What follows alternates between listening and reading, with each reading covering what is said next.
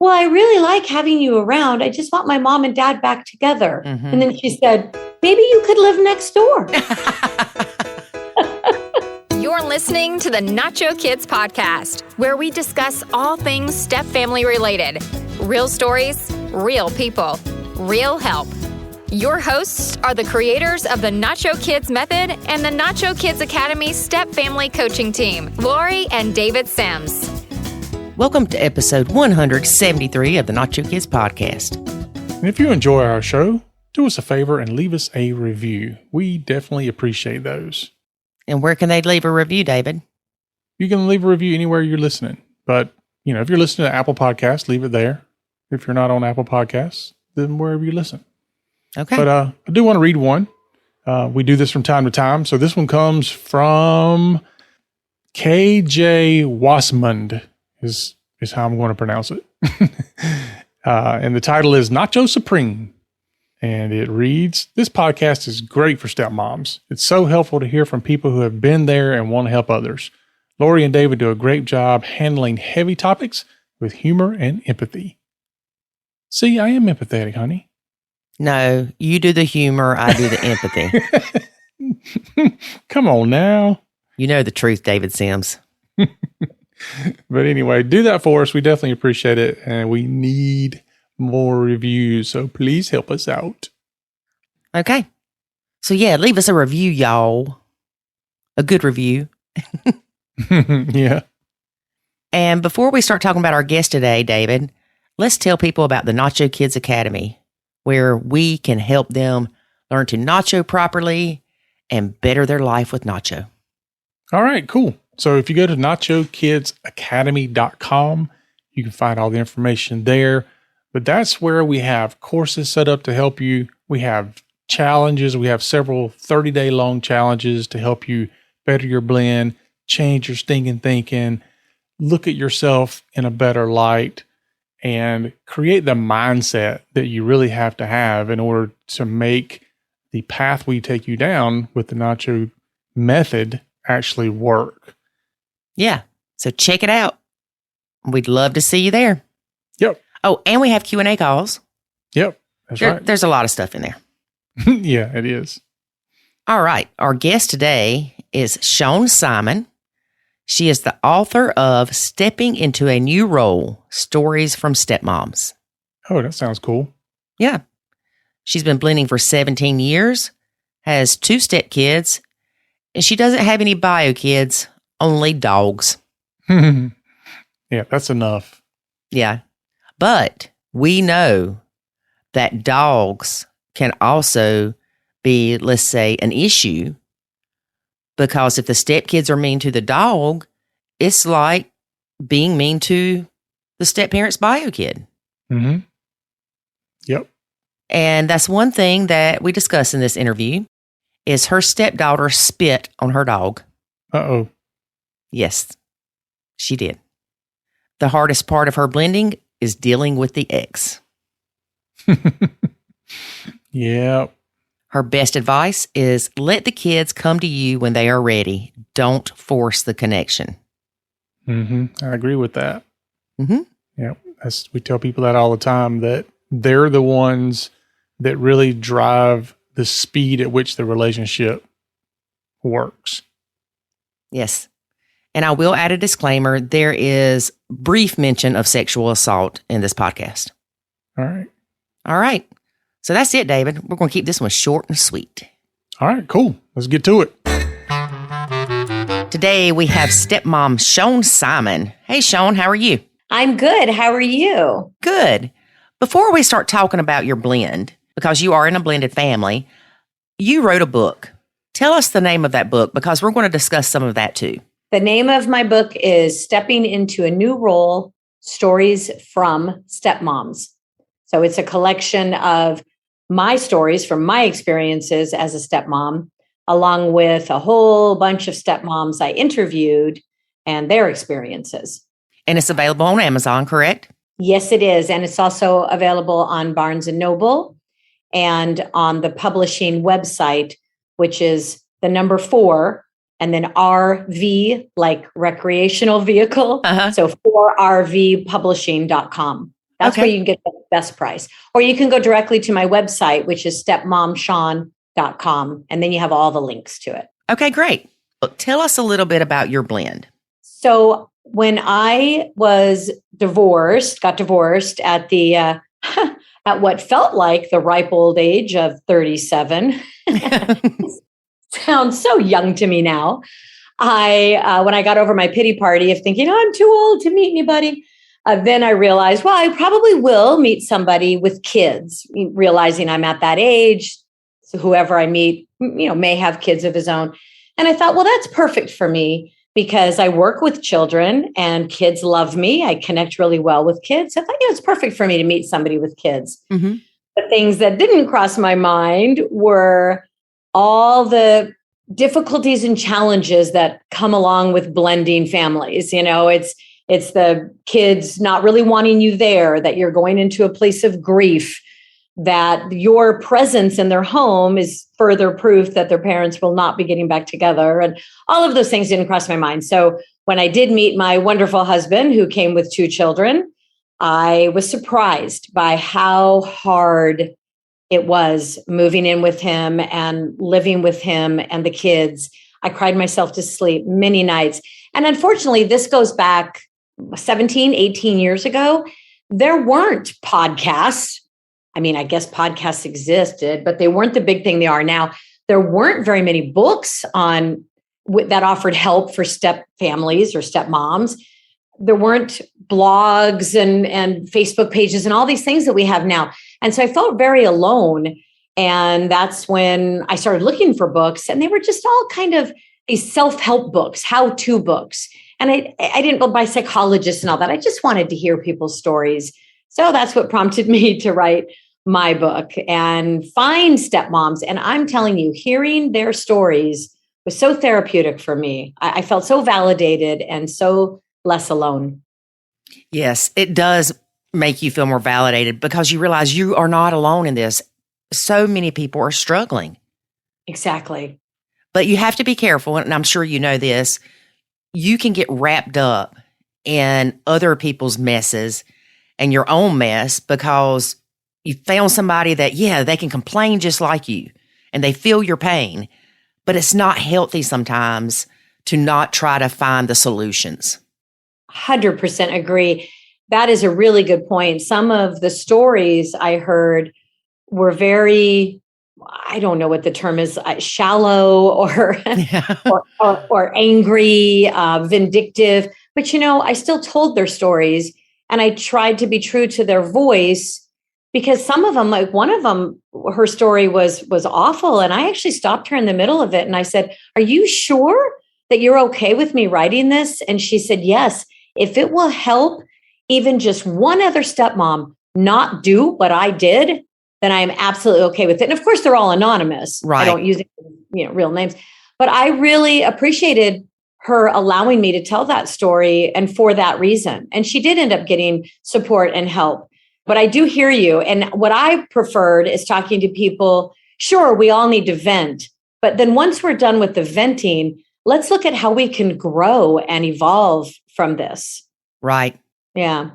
And it's so important to get that support, but to also understand, like I said, that it needs to be not just validation of what you're going through. You need a friend that can say, you know what, Lori, you're off the chain. I understand this hurts you, but you need to look at it a little differently, or calm down. It's not the end of the world, something. Exactly. I have one chapter called, because one of the reasons I wrote the book was to eradicate the notion of the evil stepmom, Mm-hmm.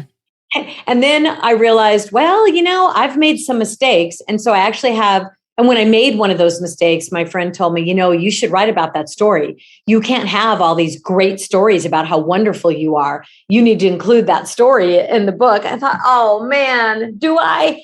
And I realized, yeah, she's right. I probably should. So I have a chapter called Not Evil, Just Human. Right.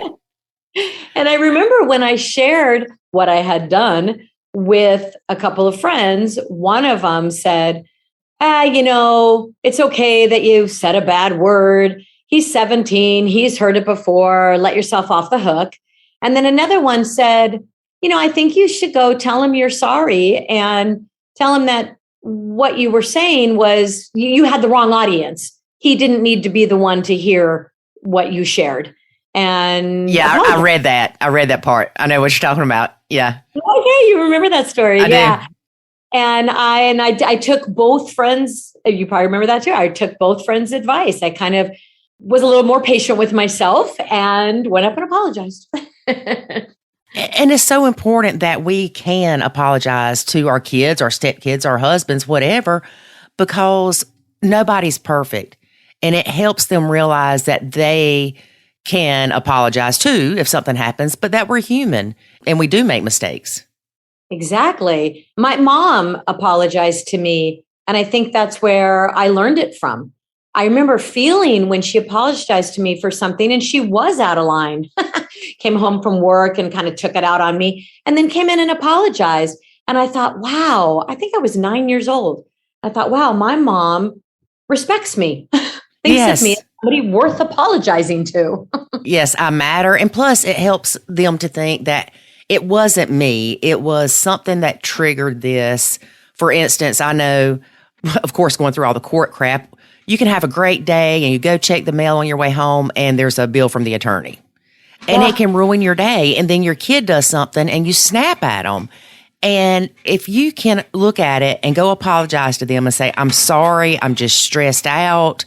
This was going on. You don't have to tell them why you were stressed out, but just let them know that you were just stressed and that you didn't mean to take it out on them. I love that. Exactly. Exactly. And then they can realize, again, like you said before, that we're all human and we make mistakes. We're not perfect. So you might have misdirected anger. Okay. The biggest thing is owning it. And so many people have a hard time owning things, and they project and they put it off on you. I'm not saying it's easy to own your stuff, but it's important to. Right. It's so important to. And it's important for your kids to see you own it, because if not, they're going to grow up and blame everybody for everything. That's right. You're modeling behavior for them. Right. Exactly. So you met this man. Mm-hmm. You didn't have any kids. Right. He has 2 kids. Exactly. Were you aware that he had kids immediately? Yes, we met through friends, and my friends were hoping after he got divorced, they were hoping that we would get together. Oh, yeah, which is really cute. And so I did know that he had 2 children. okay. I asked that because a lot of people I interview, we find out that they didn't know originally that their future significant other had children. Yeah, I was going to say that seemed like an odd question. Like, how would you not know that? Well, a lot of them meet on dating apps. And but still. Yeah, and the guy doesn't put that he's a father. To me, that would be a bit of a red flag. Yeah, me too. But, maybe it's because they want to see if the relationship's there before they get too deep. Or maybe men just aren't as quick to say that they're a parent. Maybe. That's interesting. Yeah. And I guess if they don't have 50% custody, if it's every other weekend, they feel they can keep it to themselves for a while. No judgment. Like I said, I did judge. I said, oh, that would be a red flag. Yeah. But who knows what all the reasons are, right? Again, we're human. We tend to judge. But if we can catch ourselves and then go, maybe I should think about this. Right. Exactly. Who knows, right? So you met your stepkids. Things went well. Things went bad. How did things go? And this was the interesting part for me.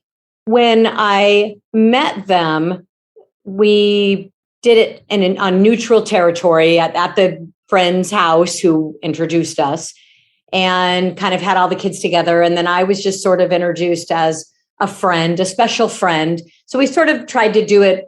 We tried to ease into it as well as we could. We waited a few months for me to even meet them to make sure that the relationship was important to us before, you bring a stranger into your kids' lives, all that kind of stuff. And then the interesting thing was when we finally did a first date, if you will, I felt like I was waiting for a first date. And I'm sitting there in my living room waiting for the 3 of them to show up. And I got so nervous waiting for them to arrive.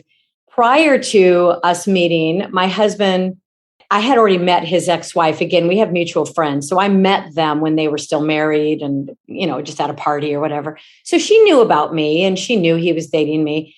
And she had said to him, well, I don't know if you should have the kids meet her. She only has one arm. What if they're afraid of her? Because, I was born with one arm. I know. And my husband said, well, I don't think they're going to care. It's going to be fine. But then he tells me that and I laughed. And he said, I can't believe you're laughing. I thought you'd be so offended. And I said, I work with children. I'm used to handling questions about why I have one arm and how I was born with one arm and how I do everything. It's fine. It's all good. And as I'm sitting there waiting for them to arrive, I got more and more nervous. And I found myself thinking, what if they're afraid of my arm? It was just so funny. I never even think that way, and yet suddenly that crossed my mind and I got so nervous. Because bio mom planted that seed in your head. That's right. Exactly. And I know she was scrambling and she was just feeling threatened about me being in her kids' lives. Everybody brings their own stuff to this blended family thing. It's hard on the biological parents. It's hard on the step parents. It's hard on the kids. It's hard on everybody. So I do get that, but it was really, just kind of funny how it crossed my mind and made me a little bit nervous. Right. And then we went on our first date and it was great. I got along great with the kids. And by the end of the evening, they asked if we were going to have a sleepover, which of course we're like, no, we're not ready for that. But then my stepson looked up at me with these big eyes and said, oh, wow, you could be my stepmom one day.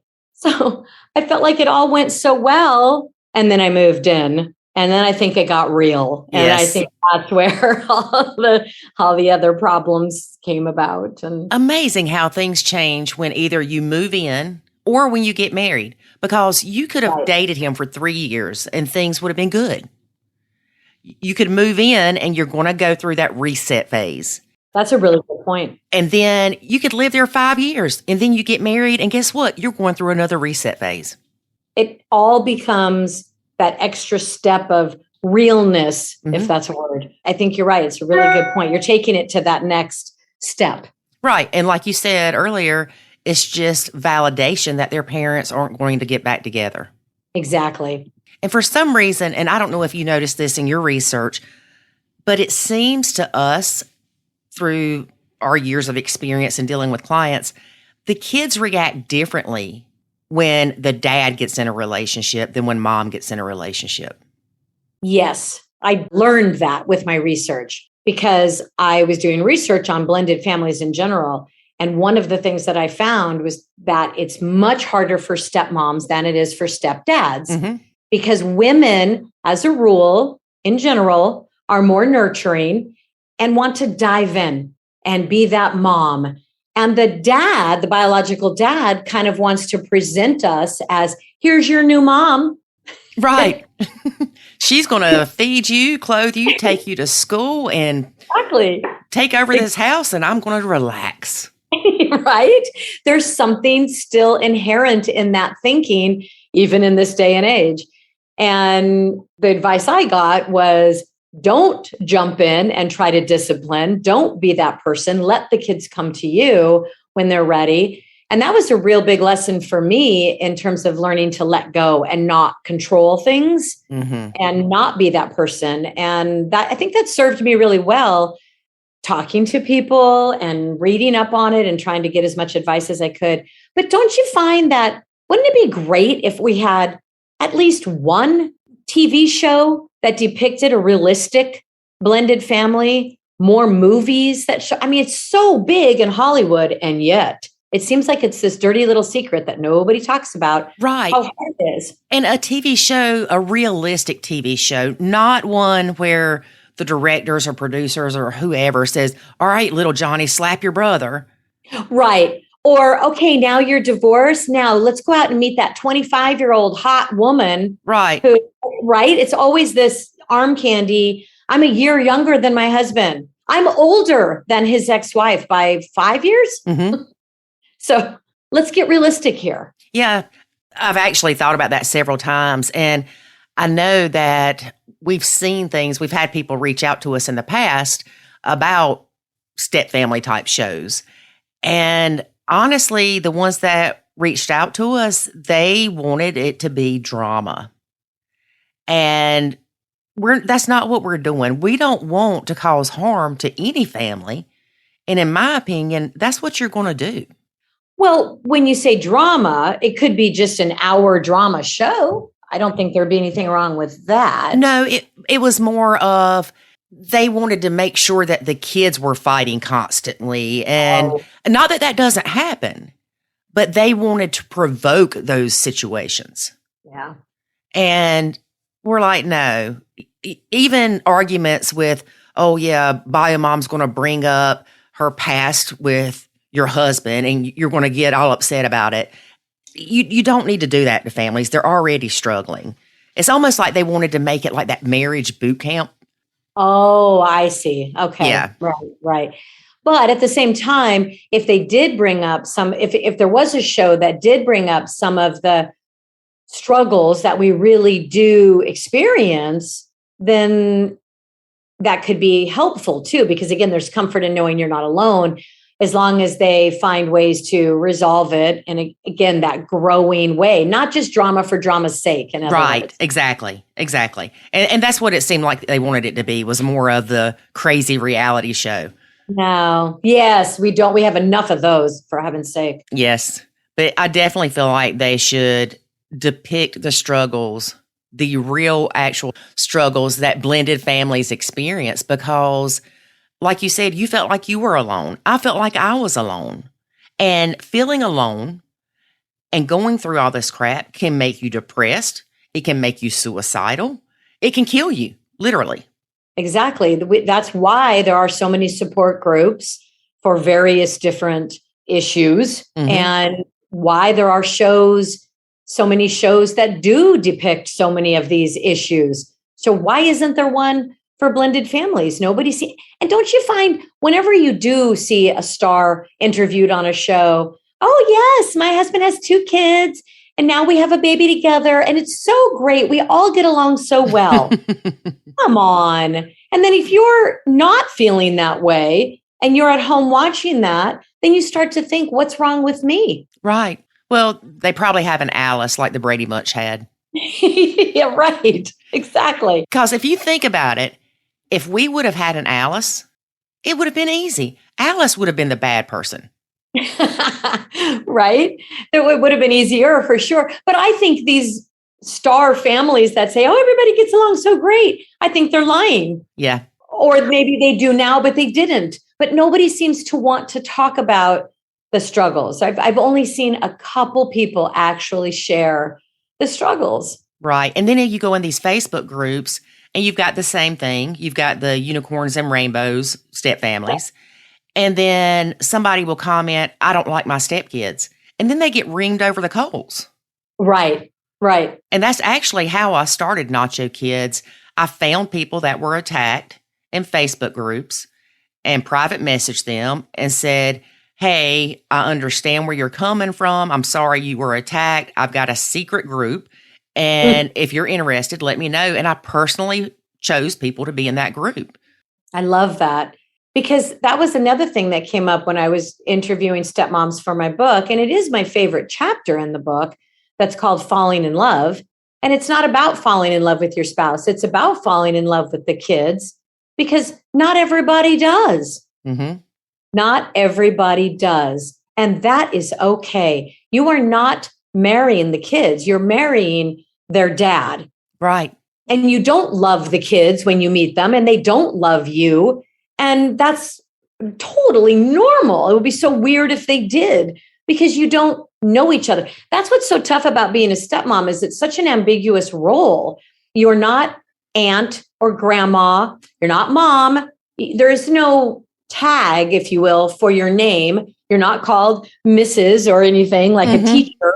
So here you are, this grown-up coming into these children's lives, but they're supposed to call you by your first name. And most kids don't call adults by their first name. Right. So it's such an ambiguous role. And that's what makes it so challenging right there too. So you may not ever love each other, and that's okay. But you do have to respect each other and treat each other with respect. Even if you don't, quote, quote, love them, That doesn't mean that you wish harm to them. Exactly. And there was a point my stepkids hated me and vice versa. But I still cared about them. I didn't want anything to happen to them. Granted, it wouldn't have bothered me if they never came back to visit, but I didn't want anything bad to happen to them. And I knew if they never came back, it would hurt David tremendously. Exactly. And that's what we have to focus on is it's okay not to love these kids, but it's not okay to wish harm on them in any way, shape, or form. And it's not okay for them to disrespect you or for you to disrespect them. You have to learn. It's kind of like you think about where you work. If you work for a company or something, right? You're not going to like everybody you work with. Right. I mean, it's just the reality, but you treat each other respectfully. It's just you learn to live together in some sort of harmonious way. Right. And a lot of people think that nachoing is more of, oh, you just let the stepkids run over you. No, even if you are nachoing, you have every right. If they respond to you and say something ugly, like, well, you're ugly or you're fat, you have every right to say, you don't talk to me like that. And then just walk away. You don't have to sit there and take that crap, but let them know that they're not going to get away with talking to you like that. That doesn't mean you have to punish them, but that interaction ends. That's right. And then when they want you to do something, sorry, I'm busy. Me and my fat self are busy today. Right. Exactly. If they want you to suddenly do something for them, you have every right to say no. In fact, in my opinion, and this is where the judgment, right? In my opinion, you should not do it for them. I mean, because you're now showing them that you respect yourself, that you're not going to take that abuse. And I tell you what, from my nachoing, my stepkids learned to appreciate what I did do for them. I love that. And I remember one of them said, "You're not my mom." And of course, 25 thoughts went through my head in a split second. And I said, you know what? You're right. That means I don't have to fix you supper. Go talk to your dad. That's a fantastic response. I'm not responsible for you. I have no obligation to you to take care of you. That's right. Now, granted, I'm talking, these kids were, 10 at the time, 11. So it's not like they couldn't fix a sandwich if they were hungry. Of course, if they were 2, you don't tell a kid that's 2 that, I'm not doing nothing for you. I'm not your mom. But when you've got a kid that's sitting there, for lack of a better word, bashing you, I don't have to listen to you. You're not my mom. You go, oh, yeah, that's right. You might want to ask your dad what he's cooking you for supper because I'm done. That's right. I love that. I don't have to answer to you. You're not my mom. Okay, then you just walk out. Mm-hmm. But the reality is if they were 2 or 3, they wouldn't be saying that. So much of that stuff comes from the age and their own struggles and their own grief and their own confusion. That was a lot of what I went through. I remember everybody telling me, oh, you're so lucky that your stepdaughter's only 5 and your stepson is the older one. Because she's only 5, it won't be such a challenge. She's not a teenager. That was the thinking behind that. Mm-hmm. We did have the most struggles, she and I.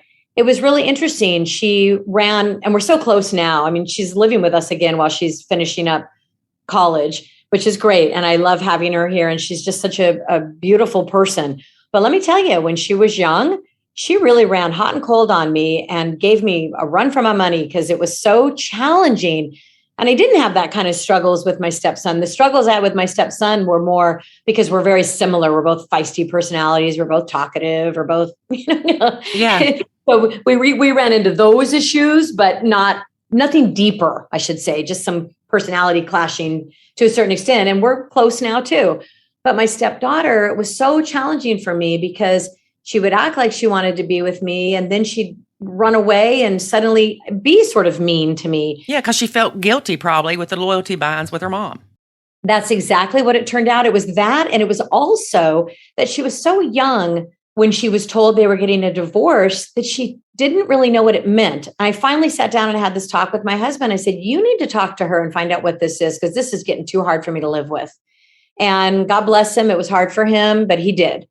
And it turned out that all she knew that meant was that her brother was sad. but she didn't really know why and didn't really understand what it meant, this whole divorce thing. And it was throwing her for a loop and making her really sad. And she did. She felt, her loyalties were split and she didn't think it was okay to like me and all that kind of stuff. And we ended up taking the dog for a walk, and the dog that she spit on. Oh, yeah, I was going to bring that up. I just thought of that. Yeah. And she gave permission for that cover of my book, by the way. I asked her, how do you feel about this? And she's like, oh my gosh, I think that's funny. And she doesn't even remember spitting on the dog. So it's all good. And like you said, she had to work up some spit. Oh my gosh, for a 6-year-old. And I'm telling you, that was some serious, oh my gosh. Anyway, yeah. But we went for a walk with that dog when at this point, she was probably 9 or 10. And I told her my parents got divorced when I was 6 also.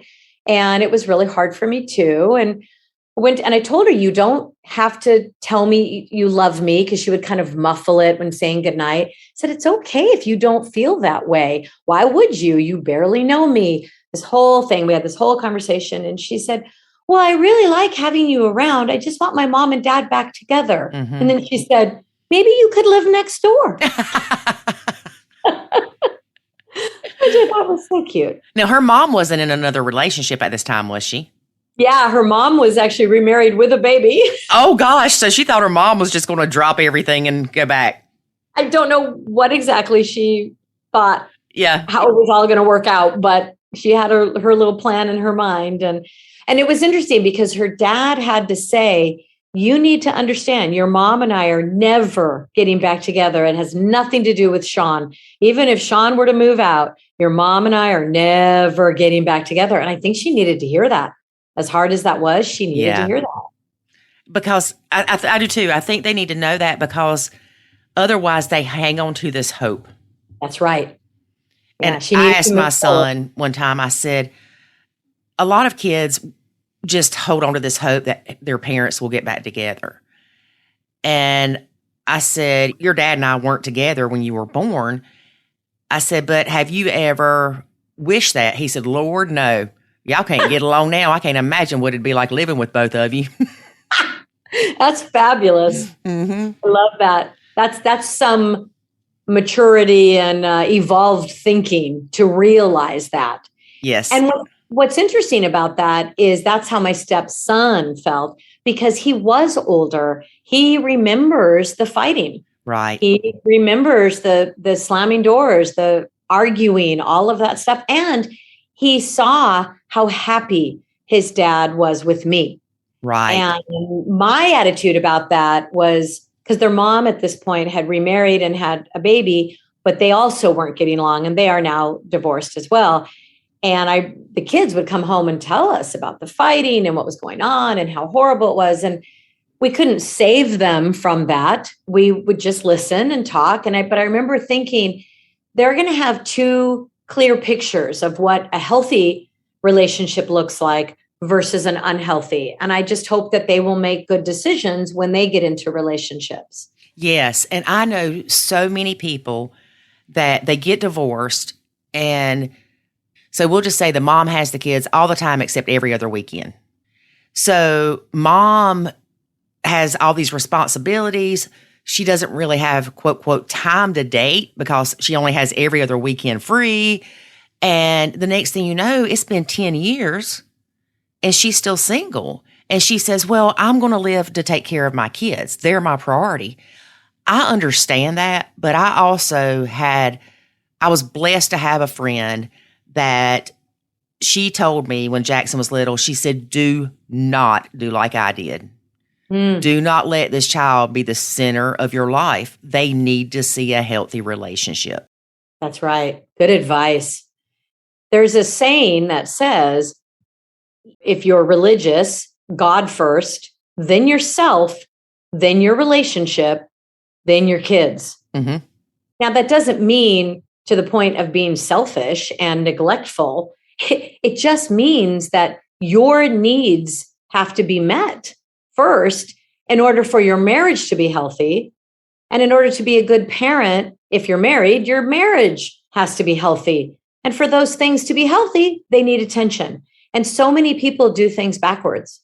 Right. It's fascinating. And I 100% agree with that. You need to have a full life for yourself in order to be that good parent to your kids. Now, I've had this conversation with Melanie Anthony years ago. She did the Stepmoms Alive event, and she said something about your marriage comes first. And I said, I don't know about that. And she said, what do you mean you don't know about that? I said, if David said, you have to let Jackson go live with his dad or we can't be together, then I would be like, hasta la pasta, baby. Jackson's not going anywhere. Right. If somebody said that to me about my dog, goodbye. Now that's different though. That's where I said that's to the point of selfishness, or that's a whole different ballgame. It's just taking care of yourself and your marriage, not getting rid of right. a loved one. Yes. Or even making sure that you do have date nights. That's simple enough as far as putting your marriage first. And don't get me wrong, you have to have a good, strong marriage. Right. But I also know that my responsibility as a parent is to raise my child.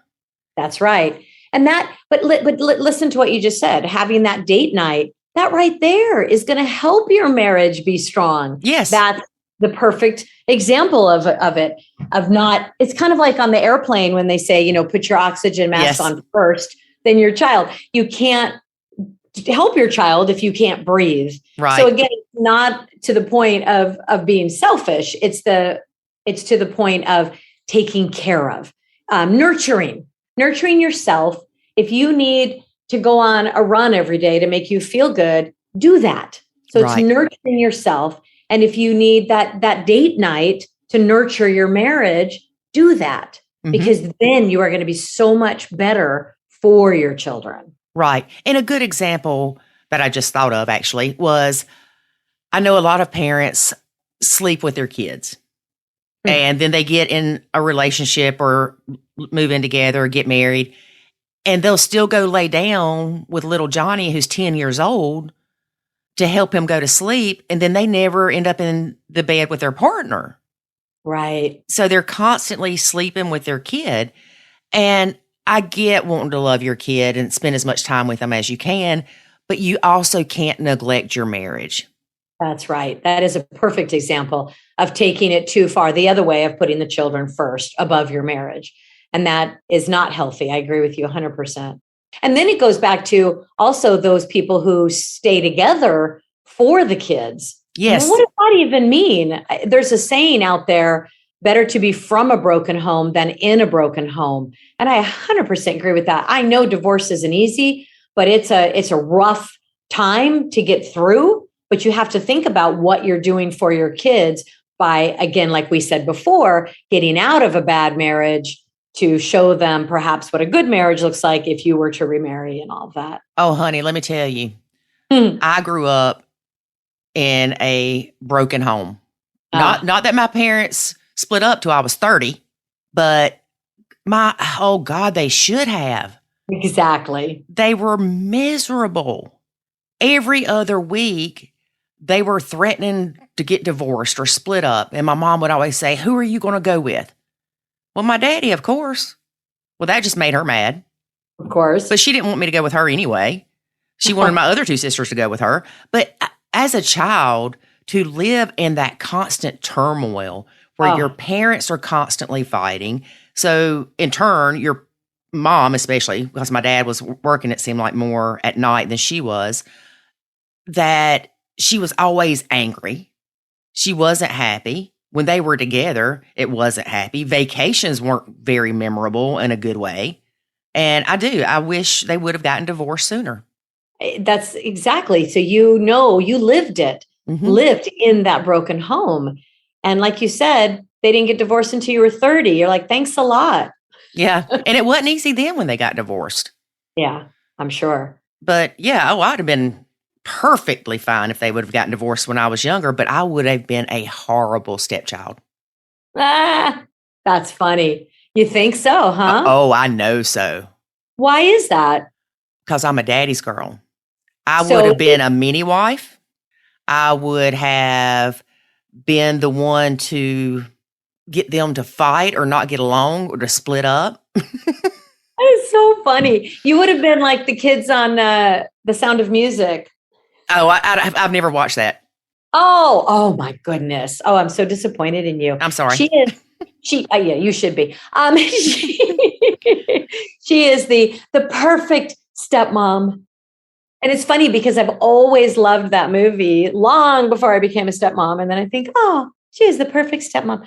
Well, anyway, that's what they did. The kids tried to, she didn't come in as a stepmom though. She came in as a governess, and they tried to get her to leave by doing all these horrible things. Anyway, yeah, that would have been me. No doubt. Right. That's what I was thinking. Not so much to a stepdad, but to a stepmom. Oh yeah. It's interesting when we were talking about before how it's so much harder for stepmoms than stepdads. So I was at a party once and I was talking about the stepmom book that I had written and was waiting for it to come out from the publishing house. And a few men came up to me and said, well, you should write one for stepdads. Our stories deserve to be told and our voices deserve to be heard. And I said, well, that's an interesting idea. Okay. Because when I embarked on the stepmom book, I wasn't sure I could tell other people's stories. And I've been told I've done a good job telling the stories in their voices and the other stepmoms' voices, not just my own stories. So I thought, well, let me see if I can tell the stories from the men's perspective. So funny. The book could be a pamphlet. Uh-huh. The stories are very heartfelt and very endearing, but boy, it just does not take them nearly as many words to tell their stories. Yes. It was really, really, really interesting how different it is for them versus us. And it's not that there's never any stepdads that have the same struggles as stepmoms, because there are, especially if the stepdad is financially responsible for the family and the stepkid's disrespectful. I mean, there are challenges that they experience, but I think a lot of it is, I don't want to say men in general, but I'm going to say it. Men in general are not as emotionally involved. And they don't come in trying to fix everything. That's right. Even though men like to fix things. So that is actually interesting. You know, whenever you hear about that, you are upset about your day and you want to tell your husband and he's trying to fix it for you. And you're like, I just want to talk about it. Yeah. So they do seem to do that. And I thought maybe you were going to say, and you're like, well, I'm going to go ahead and say it, men in general. And I thought maybe you were going to say, they don't care. And that sounds so mean, but so it's not, I don't think that's right either, but they're just not as invested in whether these children like them or accept them or embrace them. It's easier for them to just kind of sit back and go, well, okay, we'll see what happens. You know, I just think it comes down to that nurturing thing that women tend to have as a rule. Right. Yes. However, a couple of things you mentioned, I felt like, oh, she's read my stepdad book. And then I realized she couldn't have. It's not out yet. So one of the things you said, the financial piece, that was one story from one of the stepdads. He really was the financial provider because the biological dad wasn't doing much of that. And another one that was very interesting to me was stepmoms get the evil stepmom, right? From all of these stories, whatever in the history, right? Stepdads, though, get accused of sexual assault, right? Sexual abuse.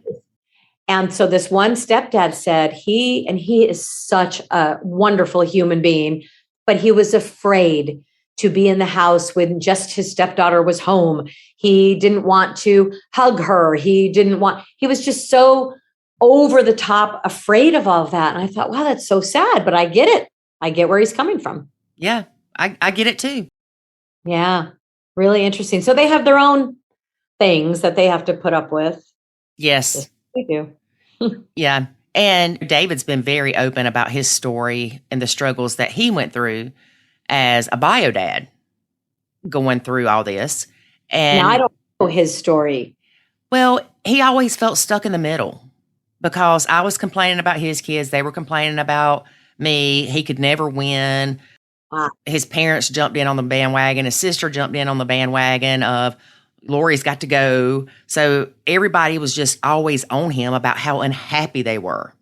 And he felt like he just he said he intentionally would make people mad because he couldn't make them happy. Right. Mm-hmm. What could he do? He couldn't make everybody happy. Yeah. And then as a stepdad, he and Jackson have a different relationship because Jackson was 3 when we started dating. He was a lot younger. And he does leave disciplining up to me. He'll tell you I don't discipline, but he leaves everything up to me. But if Jackson's pushing my buttons and I'm about to flip out, he will tell Jackson that's enough. Interesting. So he'll step in when he feels it's at that breaking point. When he feels I'm getting ready to do something I'll regret. Yes. Right. Yeah. Or say something I'll regret. Yeah. That's fabulous. I love that. That's actually really good because he just backs off until, you know. And he'll make jokes about it too on the podcast. He'll say, oh yeah, Lori told Jackson she couldn't do something. And 5 minutes later, he's doing it. And so he asked me, how does it feel to be an ineffective parent? I'm like, stop, just stop. Wow. How does it feel? Oh my God. How does it feel? And at that time, I'm watching my son do what I told him not to. So I wasn't as quick-witted to say, I don't know, you could tell me. There you go. Because you were mired in it at that moment. Yeah. It's the thing you think about later. Oh, I should have said. I know. I wasn't there. I was thinking, darn it, Jackson. Right. How old is Jackson now? Jackson is 17. I thought so. Okay. Yeah. Because I've seen the pictures and my sweet baby boy. You guys have been together a long time. Yes, we have. We'll be together 13 years this year. Okay. Yeah. So we got married when he was 4. Is that right? Something like that. You didn't take too long to get married either then, right? Well, Jackson's dad and I actually split up, and then I found out I was pregnant. Oh, okay. Actually, I didn't date for almost a year after I had Jackson. Well, yeah, that makes sense because that's tough. When the baby's that little, I'm sorry, the baby does have to come first. Yes, definitely. Yeah. What are you going to do? Mm-hmm. Yeah, my husband, we met, just 5 months or something after he split from his ex. And I'm like, that's not fair. You only had to wait 5 months for me. I had to wait 4 years for you. But everybody's on their own journey. And I was worried that he wasn't really ready, but their marriage had been dead for a while. And again, he was doing that stay together for the kids kind of thing, not realizing that's not really the best move. Yeah. It's harmful in ways. I agree. Yeah, I agree. I think it's actually the wrong move. But again, that's judgment. The lady I interviewed the other day, they met, I think, 2 or 3 months after their divorces were final, and they got married 2 months after that. Wow. Yeah, they got married 2 months after they met. I'm like, holy moly. Wow. I thought we did it quickly. We met in January. I moved in December, and then we got married the following July. So it was a year and a half. So I thought that was quick. Yeah, that was about like us. We met in May, got engaged the following May, and got married in October. Okay, yeah, very similar. Mm-hmm. Very similar. Oh, I like that. Yeah. And, and my husband not now because the kids are grown, but has felt put in the middle too, where he can't please anybody. And I think that might be a story that's in the book where I'm all excited for our first movie night with the kids. Yes. Right. Okay. Yeah. And the popcorn and the hot chocolate, and I'm all excited. And next thing I know, the kids are fighting over who gets to sit next to dad. And he's left in the middle going, well, what do I do? And that was just really hard. I don't even really remember how that got resolved, but I just remember feeling very rejected at that point. Yeah. It's hard. If your husband only had one, then that was easy because one could sit on one side and you could sit on the other. Exactly. But when there's 2, or in David's case, there were 4. Wow. Yeah. You had to rotate who sat beside him. Wow. I thought he had 3. He has 4 kids. Mm-hmm. He has 4. Avery is the oldest. He'll be 24 in the next couple of weeks. And then the triplets are 22. Oh, triplets. Okay. Maybe I didn't know about the oldest one. Yeah. Triplets. Well, God bless you. We had 5 boys between us. Wow. Did you have them all? Was your custody arrangement where you had them all at the same time? When we first got together, we had them 11 out of 14 days. And then year 2 to year 3, it went to 50-50. Okay. And did you have full custody of Jackson? Mm-hmm. Yeah. Every other weekend he would go to his dad's, and a week in June, week in July, week after Christmas or week before Christmas, whatever. Okay. Got it. So Jackson was an only child one week and then had 4 brothers the next week. Wow. That is so crazy. And it's all boys. Yes. I don't think I knew it was all boys. I know I've seen the pictures. I don't know why that's new to me. That's really tough. Gosh. I think it was easier with it being all boys than if they were girls, though, to be honest. Well, that's an interesting point. Like I said, I got more drama from that because, again, to generalize. Well, they say the hardest relationship in a blend is a stepmom and a stepdaughter. Absolutely. Absolutely. Mm-hmm. That's why I'm so thrilled that we're so close now, that it's worked out. And I will give myself credit for that, for handling it the way I have, not pushing myself on her. And the way, going back to the spitting on the dog story, everybody, that was the first story I wrote because I kept hearing from people, wow, the way you handled that. One of the stepmoms told me I would not have been that nice. And I think the reason I was able to be the way I was with that is because of my experience working with children, because I have a bachelor's degree in child development and a master's in special ed. Because of my background, I was able to step back, because I'm telling you, that dog was like my daughter. Right. But I was able to step back and, instead of just yelling, ask the questions. What happened? What made you spit on her? I'm shocked at how calm you were to ask that, because I'd have been like, did you freaking spit on my dog? I mean, that's what everybody has said that to me. And I don't know. And I'm not a religious person at all, more spiritual, but I still feel like I got a little help from above, maybe from my mom, because she's up there.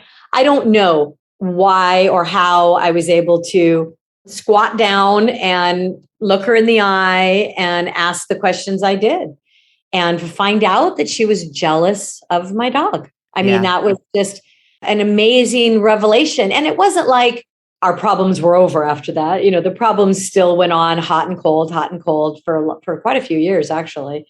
But yeah, that was a crazy story. Did you do like the rest of us and ever sit on the front porch and think, what have I done? Oh, please. I cried myself to sleep so many nights thinking exactly that. What have I done with my life? We should have just kept this and every other weekend relationship. I gave up everything. I sold my house. Same here. You did too? I Yes. sold my business.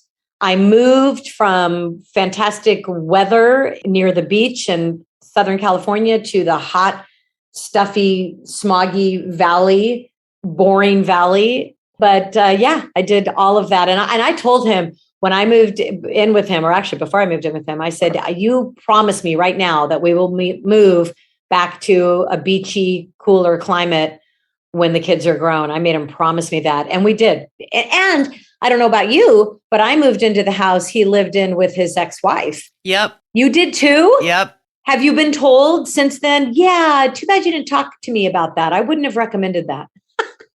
Well, it's family land, so that adds a little complexity to it. The joke is, when my mom and papa die, I'm out of here. Oh, okay. There you go. Where do you guys live? In South Carolina. We're about halfway between Charlotte, North Carolina, and Columbia, South Carolina. Okay, got it. Yeah, that would be tough. And it was so funny. I sold my house and then had money from that. And I said, hey, I'd like to redecorate. And he goes, hey, you can do whatever you want. And he said, I don't have a lot of money, because he bought her out of the house and was paying a ridiculous amount of child support. Mm-hmm. But he said, you can do whatever you want. So I took some of the money I made from my house, and oh boy, the way my friend puts it, it's like I just peed all over that house. I had to mark it and make it my own as much as I could. It was so cluttered with knickknacks and things. I mean, it was pretty, but very overdone, until we finally The kids grew up and I said, it's time and I need to get out of this hot valley and I need my own house. And now I have my own house that we chose together. And that makes such a difference for me. I love it here. Yeah, we've done a lot. I could not get rid of the lighthouse wallpaper border quick enough. Right. But I did try to not change too much too quickly because one of the kids that bothered, well, it probably bothered all of them, but one of them's like, you're changing everything.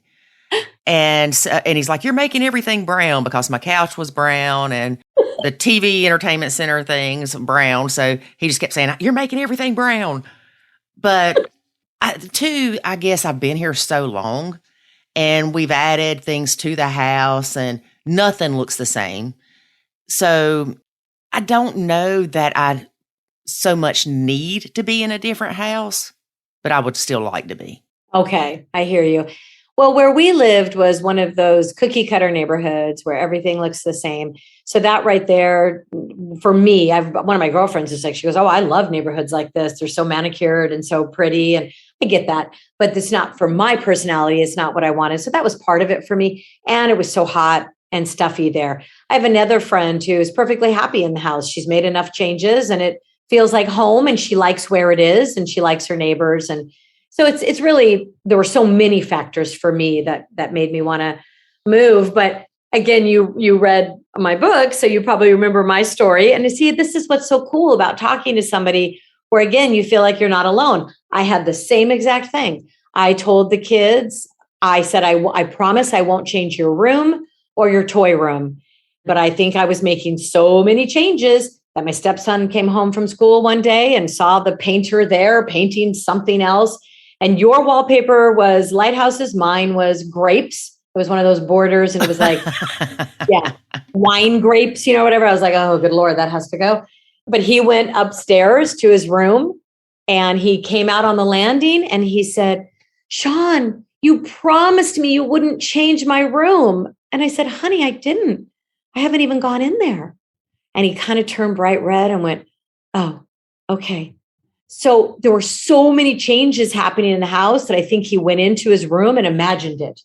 Yeah. And so I realized I got to slow down a little bit. Mm-hmm. Or thinking that you had moved something or changed something was different. Yeah, he just made it up in his mind. I mean, it was so crazy. He is still to this day, he's 26, almost 27, to this day really doesn't like change. That's something for him. He just doesn't.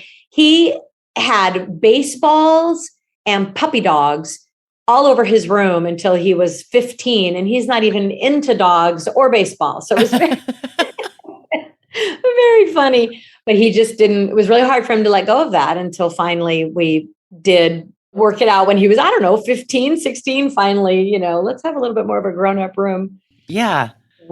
I asked my son the other day, I said, do you want to paint your room? He said, no. I said, okay.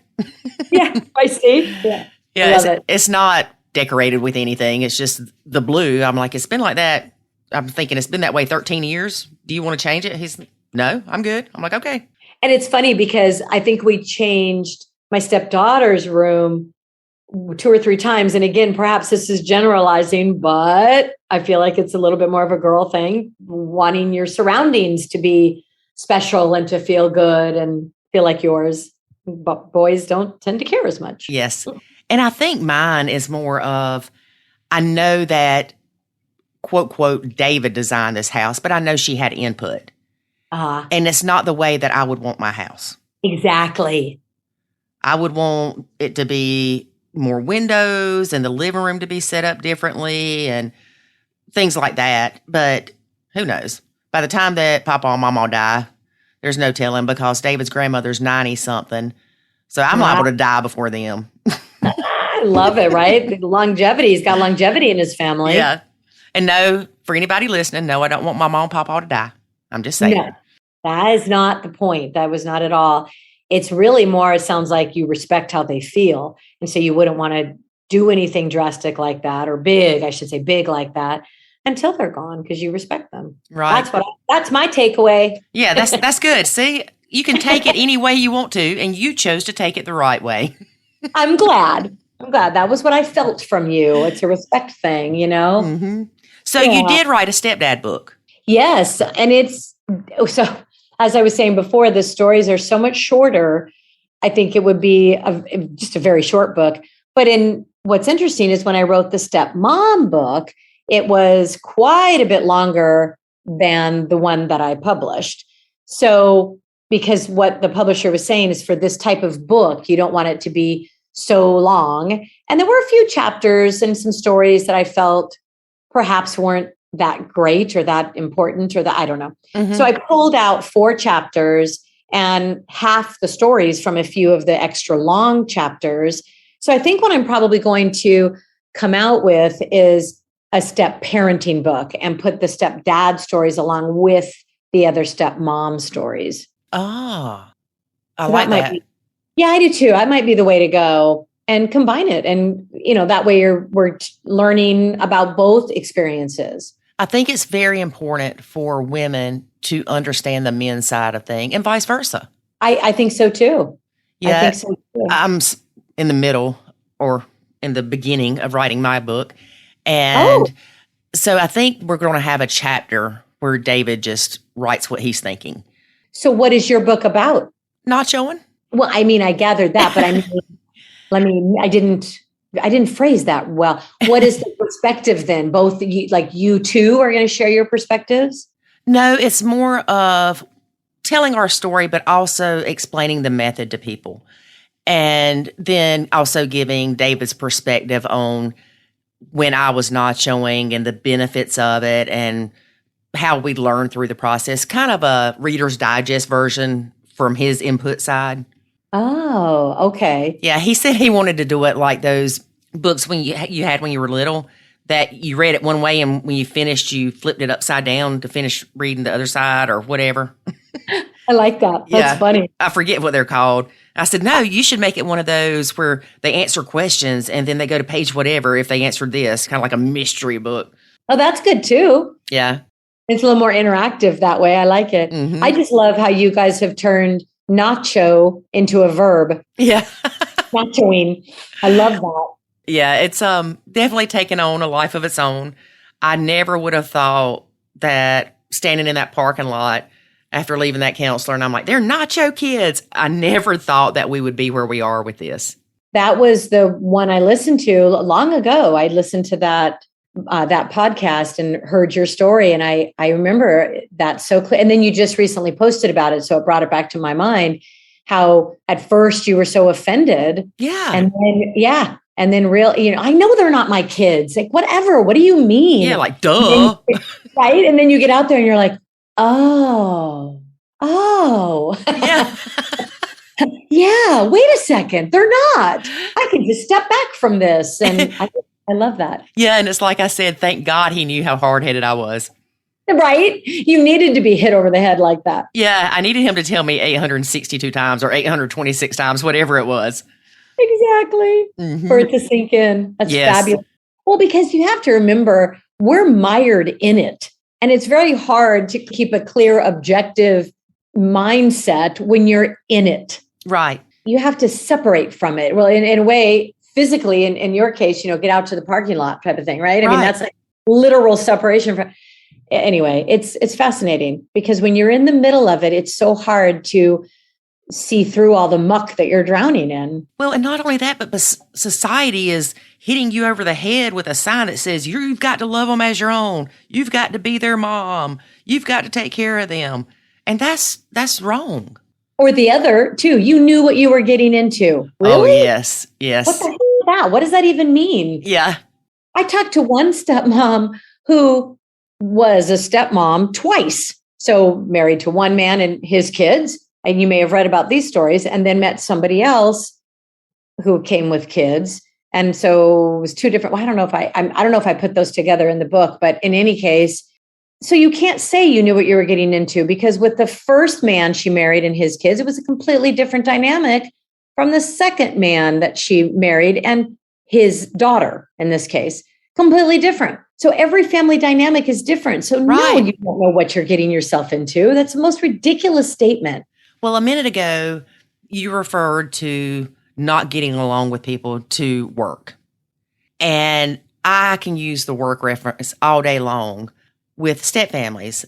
A stepmom, you're not the CEO at work, so you don't go plop in the CEO chair.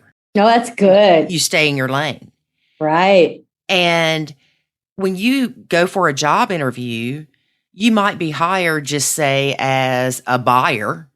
But then the next thing you know, you're also a planner and you're also doing some quality control.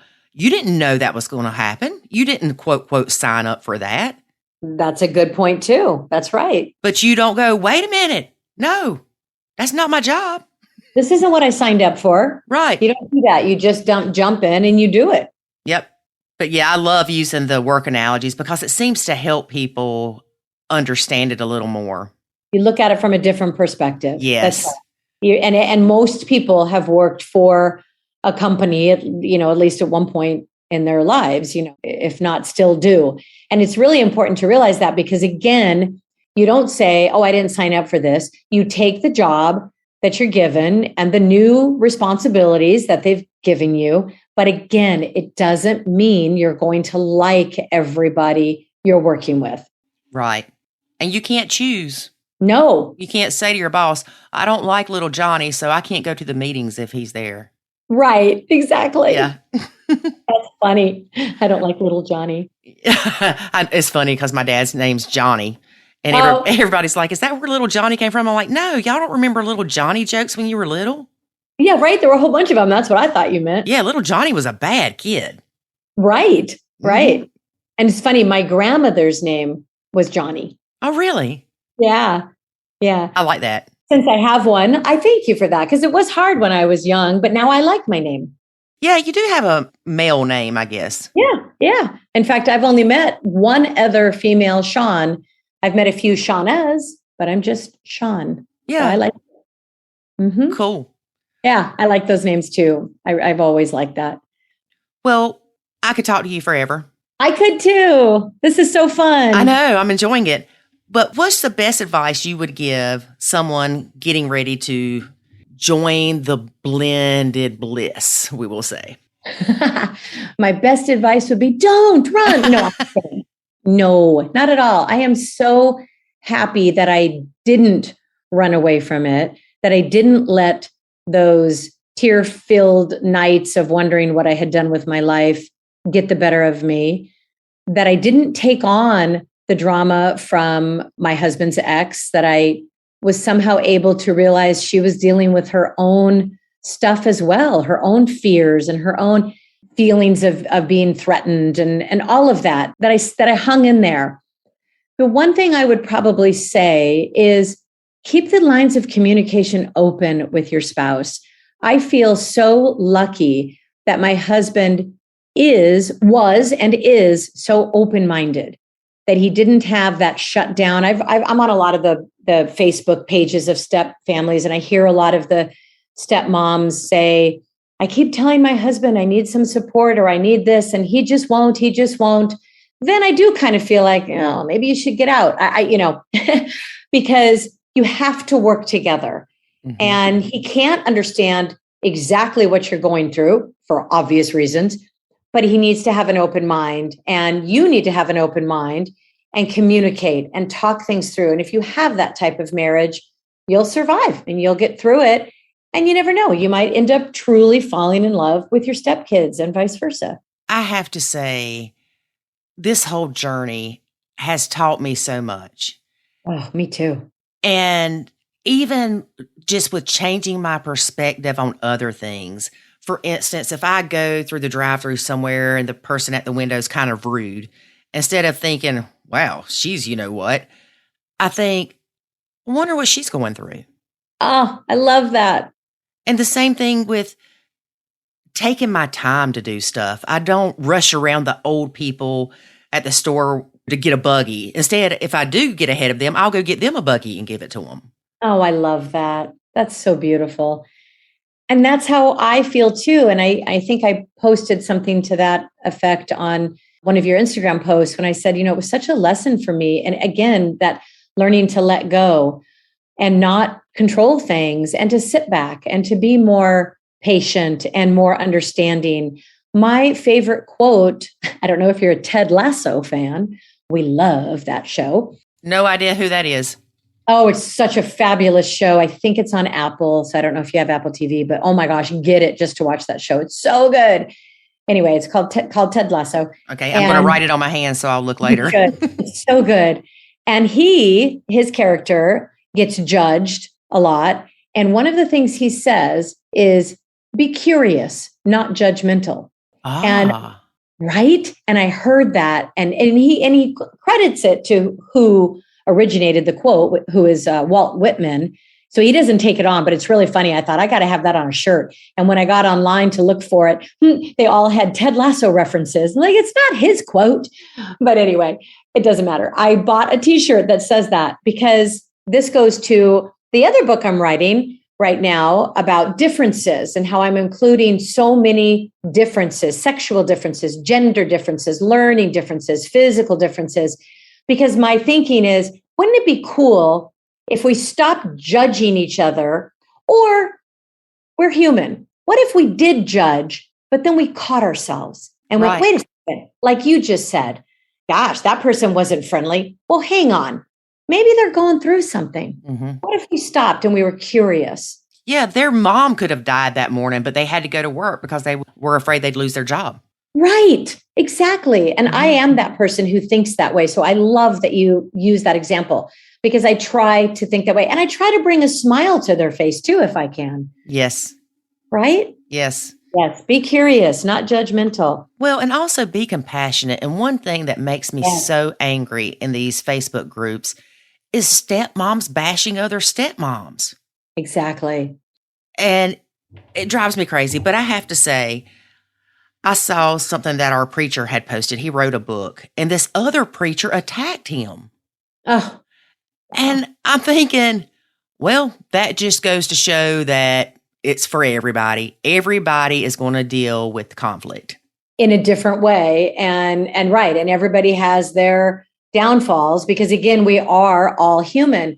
But going back to what you said here, having stepmoms bash other stepmoms, that sort of goes back to that you knew what you were getting into statement. It's almost like the stepmom who's bashing the other stepmom is saying that. Well, why are you acting like that? You knew what you were getting yourself into, even though we all, as stepmoms, I think collectively hate that saying. But that's kind of what you're doing right there because you're judging their experiences and you don't know what their dynamic is. You don't know what they're dealing with. Right. And I bet that stepmom that's saying that stuff, I can describe her to a T or her situation usually.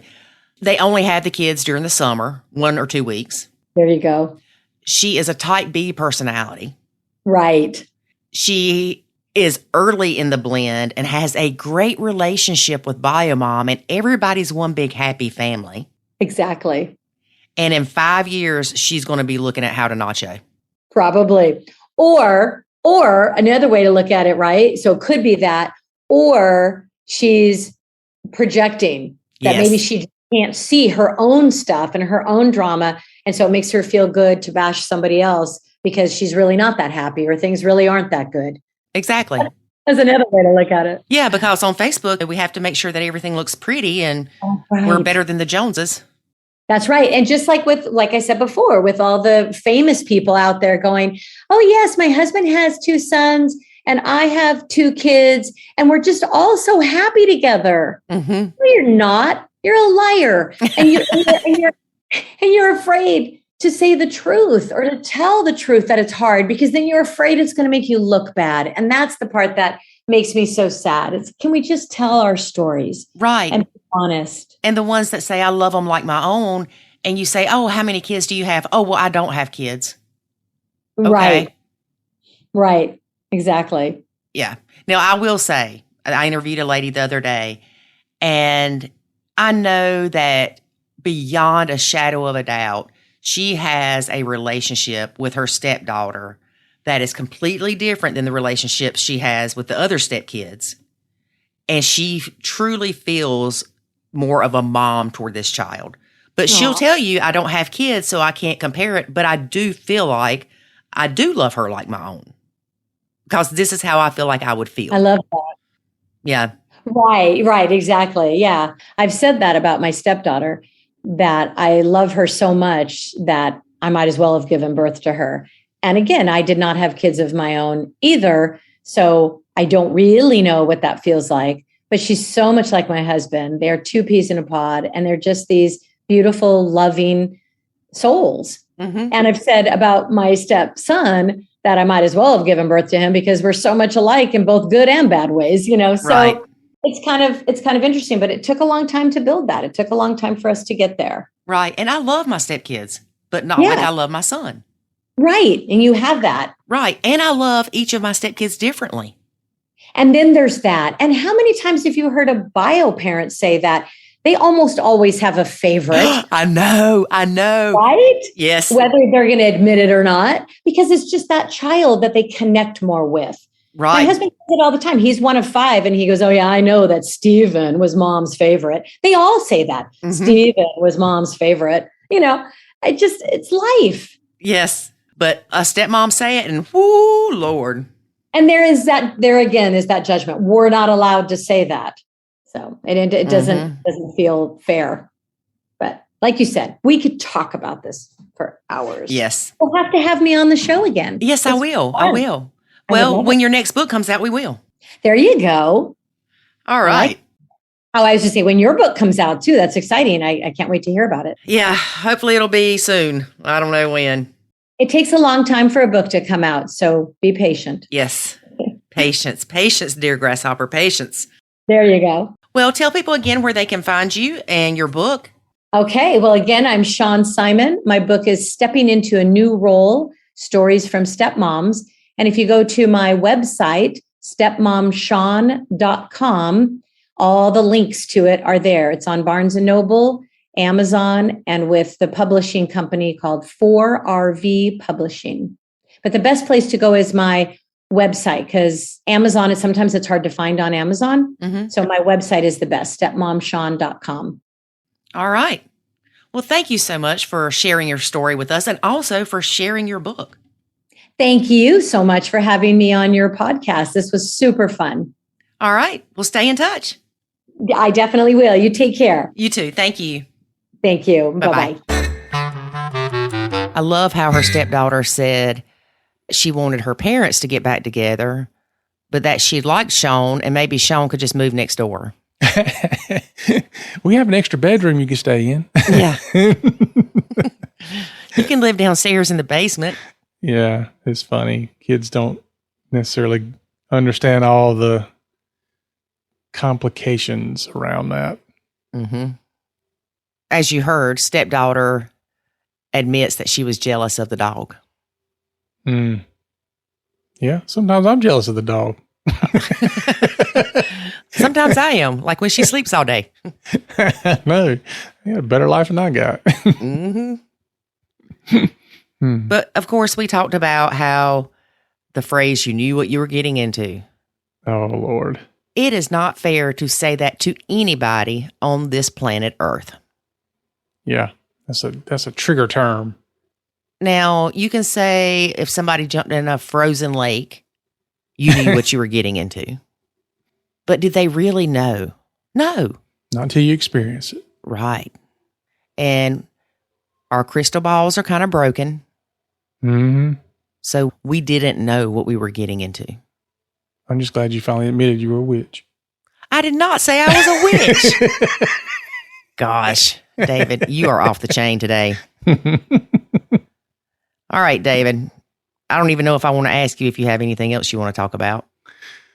Well, you just did without asking me. Oh. But no, I'm good. I'm good. Are you? Yeah, I'm always good. I mean, my prime.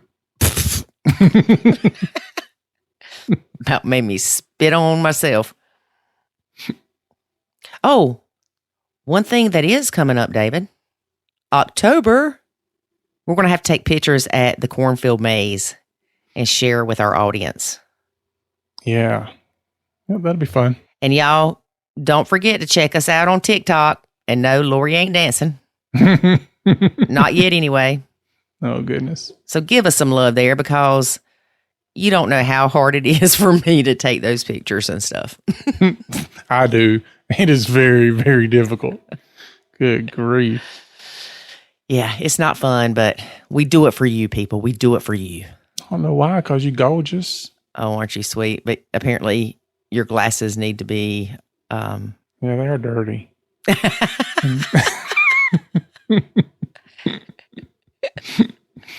All right. So, yeah, now that David admitted his glasses were dirty and he thinks I'm gorgeous, when looking through those... You're blurry gorgeous. All right, David, say goodbye to our listeners. Goodbye, listeners. And join us next week when you hear Lori talk about probably anything. Who knows? Cornfield mazes. Yeah. And remember that life is good when you nacho. Thanks for listening to this episode of the Nacho Kids Podcast. Find us online at nachokids.com. Until next time, remember, life is good when you nacho.